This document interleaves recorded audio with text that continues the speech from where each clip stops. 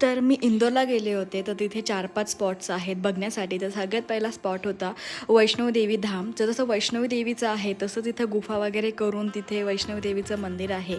आणि त्यानंतर आम्ही गेलो होतो अन्नपूर्णा माताच्या मंदिरामध्ये आणि हे मंदिर पूर्ण कोरलेलं होतं. आय मीन टू से की कार्विंग करून तिथे सगळ्या डिझाईन्स बनवलेलं होतं आणि हे मंदिर पण खूप छान होतं. त्यानंतर आम्ही आलो होतो होळकर छत्रीच्या इथे.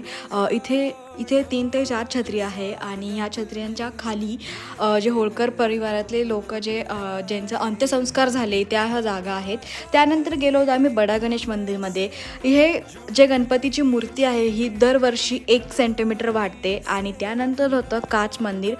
हे जे काच मंदिर होतं इथं प्रत्येक म्हणजे फ्लोअरपासून तर टॉपपर्यंत रूफपर्यंत भिंती ह्या सगळ्या काचेने डेकोरेट केलेल्या होता. त्या वेगळ्या वेगळ्या कलरच्या काचा.